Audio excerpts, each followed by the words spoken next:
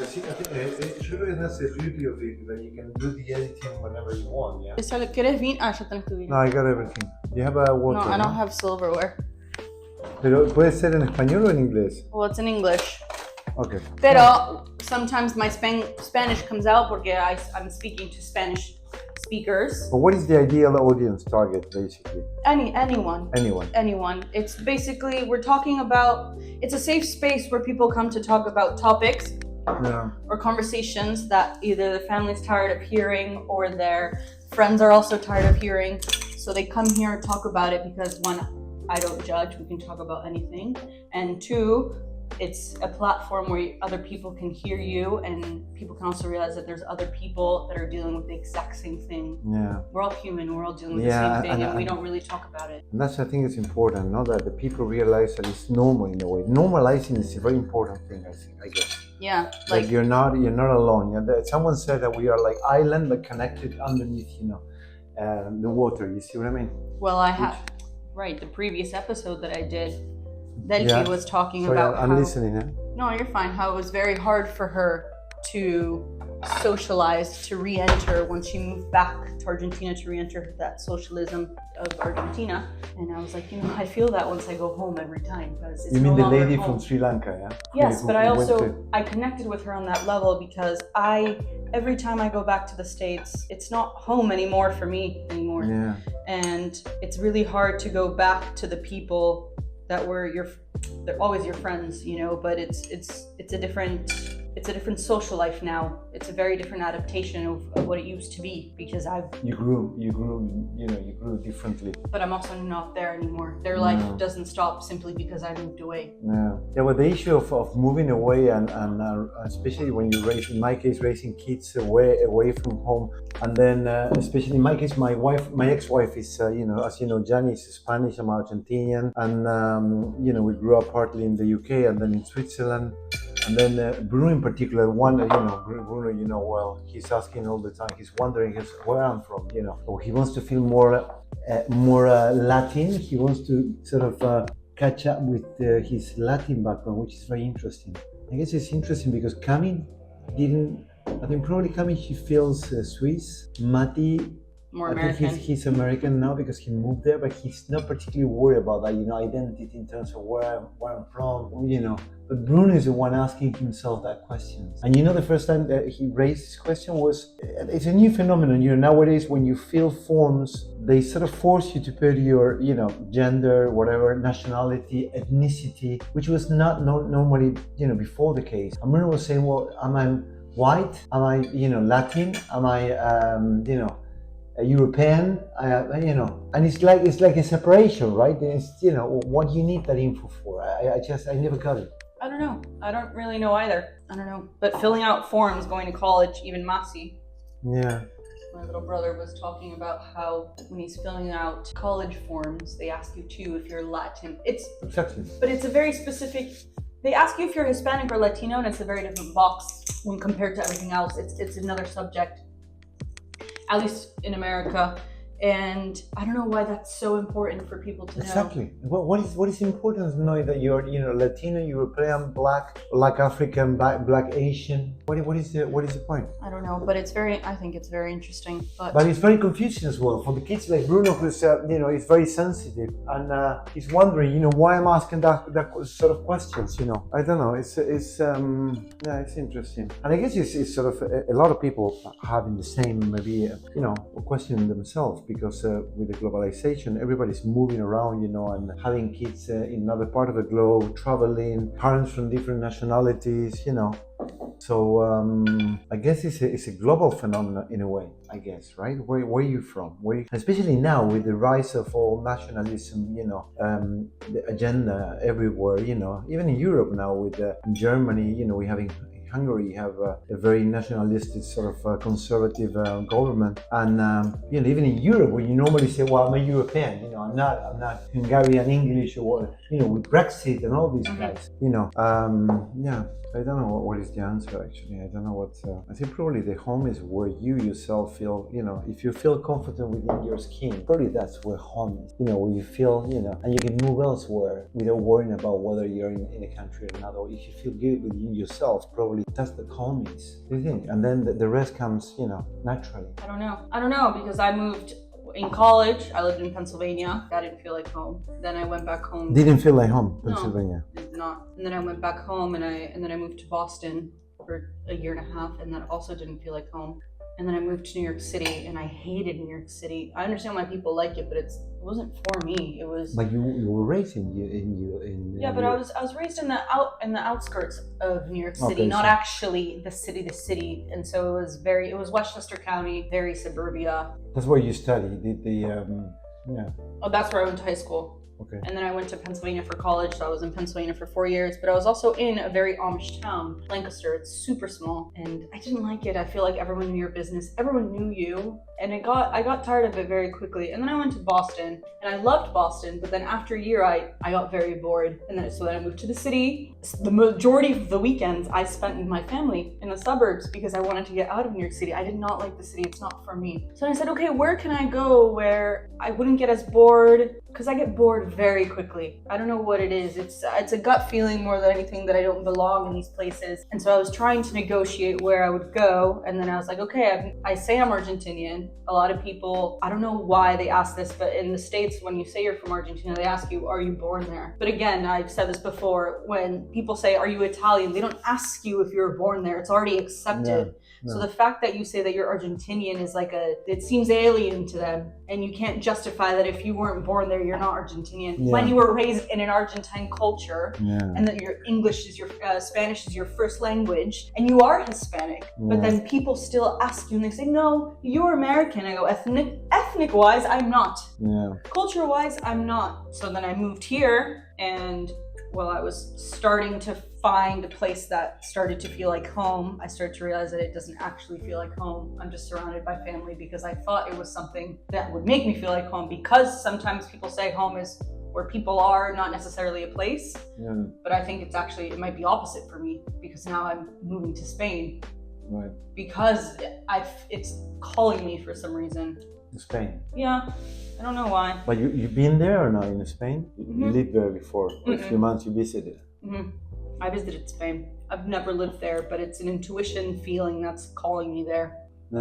It's funny because Bruno told me once that in Geneva, actually, he met an Argentinian guy. I was that time that I told you that Bruno wanted to feel very, very connected to Latin people. And he said to the guy, I'm Argentinian. And the guy also said, no, you're not Argentinian. Am I Argentinian? And Bruno said, well, my dad is Argentinian, And I feel very much, close to him. I'm very much, I've been many times to Argentina. I feel like, well, no, you don't have the right to feel Argentinian. So I get what you're feeling. It's very upsetting because he doesn't feel Swiss. He doesn't feel, even though he was born in the UK, he doesn't feel English. Now he lives in Montreal. I don't know. I said, does it really matter how where you belong to in terms of nationalities, rather than how you feel within yourself and how you feel? Who gives a shit if they tell you, no, you don't look Argentinian, you don't look Hispanic, or you don't look no. Why is important? Why is important for you? But it's not you. It's more of a home place rather than a nationality thing, right? Well, no, I understand Bruno. Bruno's my cousin, for those who don't know. That's good. Yeah. Also, welcome to Charlas Unfiltered. I have my lovely roommate here. We're sharing concerns and sharing life in my parents' house. Yes, but no, I think it's a combination of both. What really bothers me, what I've come to learn, was that in high school, when I would say that I'm Argentine, they would go out of their way to say, no, you're not. Right. Because I learned Spanish first, but I also didn't know how to read or write it. So I was in Spanish classes, so I wasn't doing well in Spanish classes. But then people would be like, you're not actually Argentinian, you clearly don't know the language, you're failing Spanish. I wasn't failing at the time, but I never failed. But then I also wasn't doing well in English. So it was like, it was a weird feeling, because I couldn't really connect to the Spanish side either, but then I couldn't connect really to the English side either. Yeah. But the majority of the people that I surrounded myself were Latin people. The people that I spoke Spanish to, our family friends, are from Argentina. Yeah. That was our constant weekend exposure. Yeah. And at heart, I feel Argentine. I mean, I say I'm Argentine. I believe I have a passport. So why wouldn't I say that I'm Argentine? Yeah. I don't say that I'm American, which I know is going to bother a lot of people because I was born there. But again, when you're being raised by two Argentine parents, your older sister was born in Argentina, you speak Spanish at home, that is your first language, you're listening to Latin music, you're watching some soap operas from Argentina.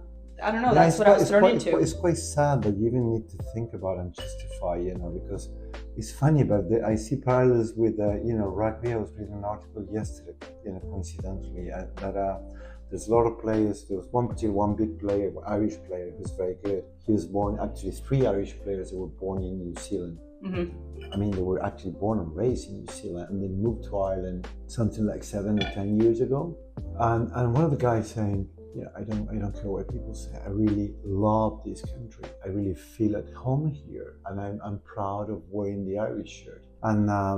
And they're always, like always, there are people saying, no, you don't deserve this shirt. You're not Irish, And some other people say, who gives it? If he really loves the country, what's the issue? What's the problem? And so it's funny. It's funny how the issue. I mean, for me, more importantly, because I'm with you. Like I don't know where I'm going to live. I feel very much Argentinian, and I think that's even though I left Argentina in '89. So I spent most of my life outside. In the way I speak, the way I am, or whatever, is very Argentinian. So I never had this issue like Bruno, you had, saying where I'm from. I feel always Argentina, even though I lived in Switzerland. I have a Swiss passport. Mm-hmm. I have Italian passport. But the question for me is more where I want to be based, where I'm going to live now. Probably it's slightly different than your question is. More like, I don't feel I belong to anyone. I think I'm Argentinian. I don't necessarily want to live in Argentina. I don't think I can get used to get back to this country again, living full time, and especially if I need to work, because to work here is quite. I don't think they do what I do for a living, and getting daily work here, going to Panamericana, going to the traffic thing, and all this nonsense probably would be too much for me. But I don't feel Swiss, even though I love Switzerland. I have a lot of friends, but I mean, it's a very boring. It's not necessarily boring. It's just the way they are. I wouldn't say boring. They are like that. They're very, they're very organized. Everything has to be very secure. They insured everything. You have like 10 sort of different insurance coverage. When you own a property, and they don't necessarily take risk, and they don't have this spontaneity that we have in Argentina, which is something that I miss greatly. Mm-hmm. But I don't know whether, the problem is, I miss that greatly, but I don't know whether I will live here. Bruno was telling me the other day, and probably he has a point. He said, just go for it, Daddy. You have to dare, and whatever. If you feel it's Argentina, just stay there 6 months and live there. Yeah, so, but now that you've been here for a couple of months, doesn't help decide that? Well, probably, what I need to do is rent a place for me rather than being here as well, because here's a little bit of a bubble, in this area. It's in the outskirts. I see, brothers, whatever. But I like interacting. So probably, if you really settle in somewhere inside the city, or you just rent even for 2 or 3 months, probably I would have a better feel what it is to live there. Because I have some friends that live there, quite a few friends already. But it's like living independently. Just going to your emotions that you would gone through in a different country, but in Argentina, not necessarily with your parents. Everything is sort of organized in a way. It's very comfy for me. Mm-hmm. Someone doing my bed from time to time. It's just extraordinary. And your laundry. And my laundry, that's something, I don't do it myself. So that's great. So I don't know what is the, But I think for me, the key should be that you, if you're good within yourself, you're saying it's true that sometimes we are bored, we want to change, but if we inquire what we want to change, what we need to change, what is bothering me about this place, and then probably we get some answers when the questions come that way, rather than I'm talking about myself, right? Rather than changing places. But I'm very curious as well, so I like experimenting new things. So I say, why not? Maybe I can live a few months in Italy, a few months in Spain. But it's true that in the long run, you have to commit somewhere, because anywhere in the world you will have, positives and negative things. And you will feel comfortable and then uncomfortable as well, So you have to, in a way, I don't know, I guess that probably I'm waiting for my body to tell me where, probably if you trust yourself in a way, you will know, probably that would be the... I'm trying to figure that out, I haven't figured it out yet. Well, no, but you will, but you're in the search, which is, itself a very courageous thing to do. When you ask questions and then you move and follow through, you're going to feel despair, you're going to feel disappointed, whatever, but you're in the move, I think ultimately is, what we all need to do, just to investigate, try, explore, and then probably, you will feel one way or another without even thinking about it. Say, wow, I'm staying here 3 months, and I'm feeling very comfy, and it's always knowing yourself as well, I guess. The more you explore, the more you go and you leave different things to different people, the more you learn and the more you grow, and then I think overall, whatever the outcome is positive. Yeah, what I learned, I guess throughout the years, what I decided that I actually enjoyed from the Hispanic culture is the warmthness of it. Yeah. That's really what I missed it. That's what I didn't really find in the States. I guess that's why I don't like the States. Yeah. I have my family there, my direct family. I have my niece and my nephew, my siblings, my mom, my dad's there, my siblings are there. But at the end of the day, something that's so strange to me that it's very different from the American culture to the Hispanic culture or to the Latin culture is that families don't sit down to have dinner alone, like together. Everyone has dinner alone. So sometimes when I go over at my friend's house or just people I just met, it's a very slim few that have a family feeling. Even if they all live in the same household, Yeah. Even if they're together and they eat different times, they don't sort of communicate, say, let's go eat together. Yeah. Wow. Like even I had a roommate in Boston, and sometimes we'd have dinner together, and then I'd have my roommates in New York City. We didn't really eat together. And then obviously my college roommates, we also didn't eat together. And going home, what I've come to realize is that warmth of family, that you sit at the table for hours on end, even with dinner it's over after 30 minutes because everyone's eaten. You're sitting there and you're talking. That's the feeling that I am looking for within a place, where it's you go and it's a comfort and everyone's welcoming you. And that's why I came to Argentina temporarily, to kind of find myself. But I also found myself getting more lost in the process. Yeah. Which is actually, I think, rather beautiful. That's part of the experiences, what happens to me as well, But I guess that's what I learned from America. Great country, it's just not a country for me. I need the warmth, I need the people constantly around you. Yeah. It's just sometimes little details. For me, for instance, if I see a smile or look could really change my day. The other day I was a bit upset, or I went to have a coffee there in a coffee shop next to where we live. There was this lady, it was smiling, and it made a difference. Actually, made a difference, honestly. And she started talking to me. We exchanged a few words, nothing dramatic, but just lift you up. And these small things, when you meet people on the streets, when you buy food or whatever, seeing someone smiling, welcoming, it does make a difference. Especially in my case, when we get old, and you like the things, you don't like grumpy faces all day long, because actually you become grumpy in a way. Yeah. If you have everybody worrying about their pension, everybody worrying about the insurance and things, and complaining that whatever, you get into that emotion. That's probably what scares me about.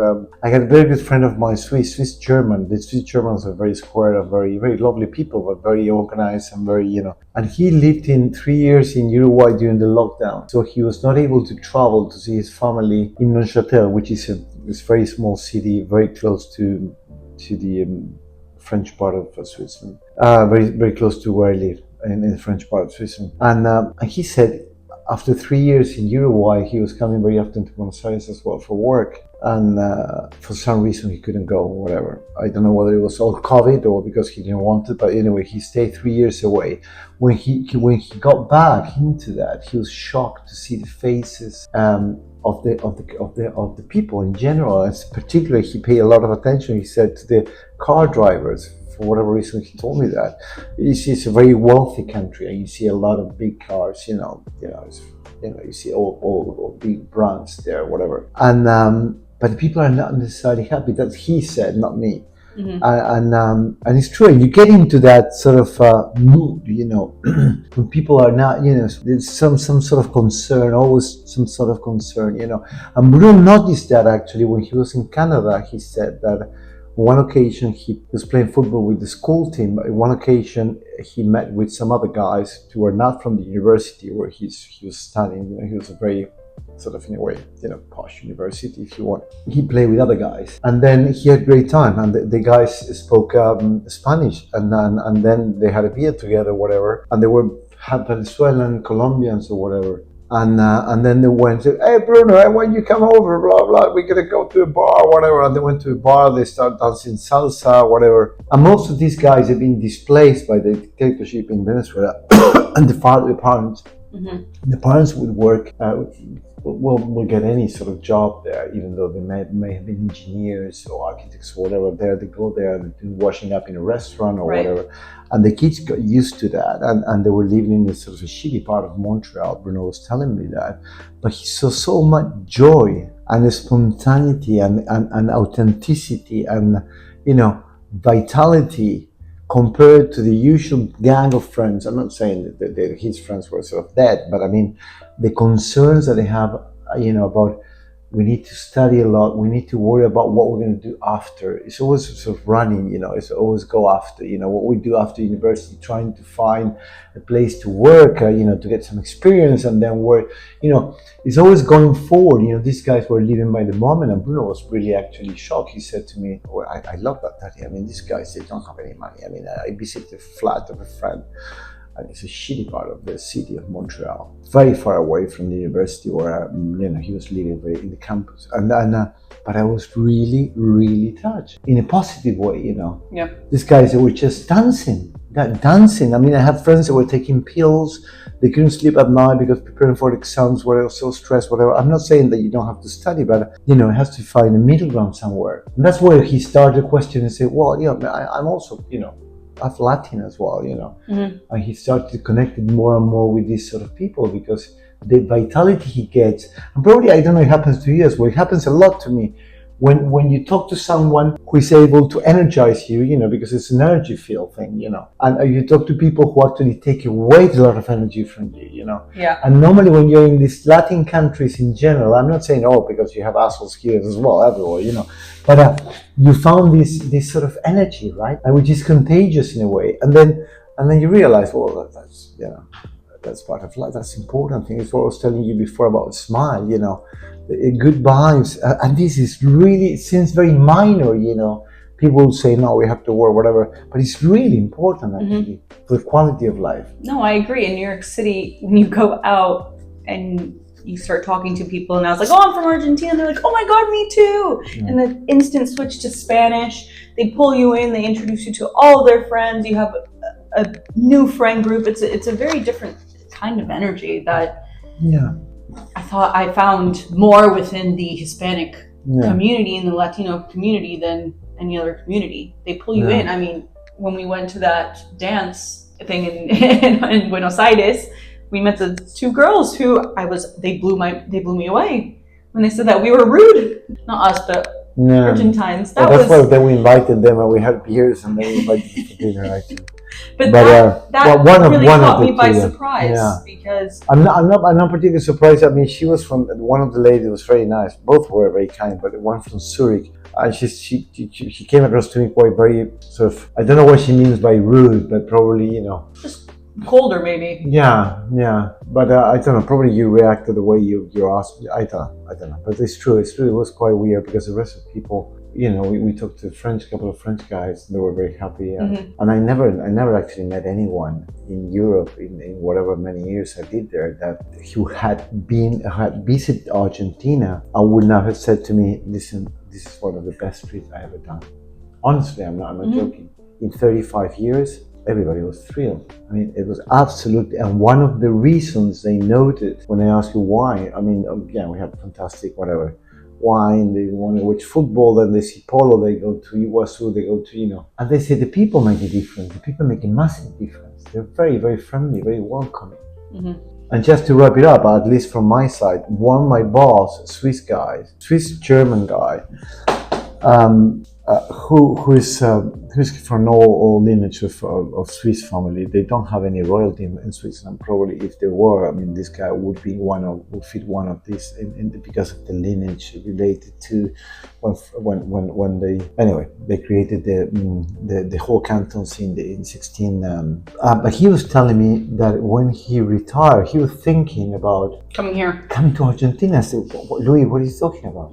To Argentina? He said, well, I've been to Argentina many times. It's not very expensive. It's now probably it's going to be, and then it's very friendly. But the guy is Swiss German. I mean, he has a house in Bern, in Stadt, and I was a bit shocked. I said, would you actually come to live here in Argentina? Mm-hmm. He said, yeah. From the countries that are apart from Switzerland, I wouldn't like to live in Spain, and Argentina would be one of my choices. No. So here you are. I mean, I'm very thankful that I came to live here. It's temporary, but it's really opened my eyes to, because I would only come for Christmas break. I never actually spent 4, 5, 6 months here, and it's really changed the way that I see things. Instead of working all day long, now I stop at 5 and I go and I enjoy, and I'm with my family and I hang out with them on the weekends, and I, instead of waking up 7 a.m. stressed about work, I wake up leisurely, I enjoy my day. I've really shifted into that Argentine mentality of enjoy life while you have it. Yeah. And it's been a beautiful transition. I've gotten close with a lot of people that I have never really spoken to before. Families, obviously it's massive, but it's a different, you spend more time here. You get to know them on a different level. It's very similar. It's funny you saying that, because I felt the same, because I every time I used to come here every year, or sometimes every 2 years, and I would just come for the holidays and then 15 days, whatever. And obviously you need time to know someone. You need time, and there's no shortcut, I mean, you need time to, your brother, you want to know more of your brother. It won't happen because tell me more. No. You're there, you're available. Okay, let's go and have a lunch. And then things come out, and you can talk. And these things you cannot actually put a, pressure. These things come naturally if you're around, if you can talk to them, if you're available for lunch, for dinner, and that takes time. And it's very funny you saying that, because for me it was also quite revealing on the good and on the bad side as well, because obviously when you spend more time, you know more about your family, you know more about the, we all have a shadow or a dark side, and then you were not necessarily aware when you were living far away, and you could always connect and be sort of happy to talk to someone, but you don't know the background, what's going on. So it's interesting as well to learn about that, and it's moving in many emotional aspects to me. It's moving a lot, but at the same time, as you say, it's very rich ultimately, because this is the reality of things. I don't know if you felt this, but I felt this now that I've lived here longer. That I realized that I was very much of an outsider coming in to our own family. Like I was telling my dad when it was Benha's birthday, and I was there and I went to go celebrate with them. And I was driving back in the car with Nili Nono, and I realized these are the little things that we've been missing, that in the large scheme of things don't really seem that important. But to me, they made me realize I'm so glad that I'm here, because finally now I can spend birthdays with cousins, that I can go have a coffee 2 seconds with another cousin. Yeah. And when people tell me, yes, Argentina is really nice and it's nice seeing your family, you've never lived it. You've never actually experienced it how we're experiencing it.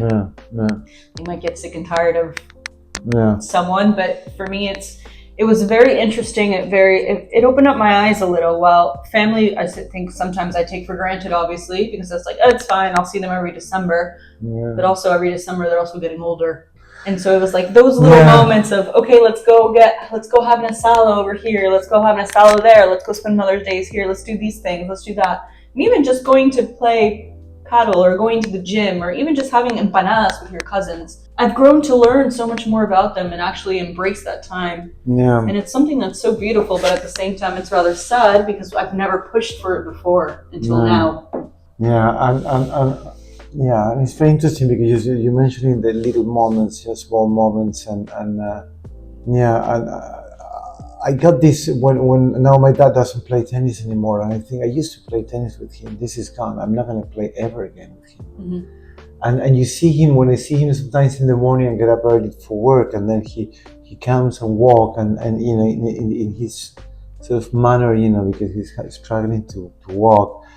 And I started trying to really, you know, say, well, you know, at least I'm here, I'm seeing him, you know, because moments then they just gone, they're not coming back, you know, and be appreciative of that, of these moments is very, for me it's very, you know, nourishing in a way, because I didn't have that for many years, you know. I've been it was anniversary of my mom, you know, and then I had not been during her birthday for the last 35 years. Right. You know. I've never been here for a birthday. Well, you see, but I'm directly, I'm not saying that, not saying that, not diminishing you that you're a granddaughter, but I mean, it's like, you know, you say you've never been to your host's birthday for 35 years. Right, you know? It's weird. It's weird, you know. And it's the same with my dad, with the exception that I came here, I flew here with Cameron for his 70 years anniversary. But then, you know, for 35, so it's minor things, but then you see, you cannot go back in time afterwards. You see what I mean? That's why I decided, no, I want to spend 2-3 months in Argentina, because I was very much aware of that. You say, you know, I mean, whatever, you know, whatever relationship we may have, or whatever phase you're going through the relationship with them, you know, they are your parents and your grandparents, and they might not be around for long. Yeah. So very true. Anyway, excellent. That's great, huh? I'm sad you're leaving me soon, roommates, but it's okay. Well, you're leaving soon after that, and I'm probably going to be in, you know, I'm going to be in your place. I'm going to be not in your place, my Europe. Place. Europe. I mean, I need some alone time. No. I'm probably in you know, I'm going to be in Italy and Spain, so probably we see each other. Thank you for joining us today and having dinner with us. Until next time. Bye. Bye. Bye.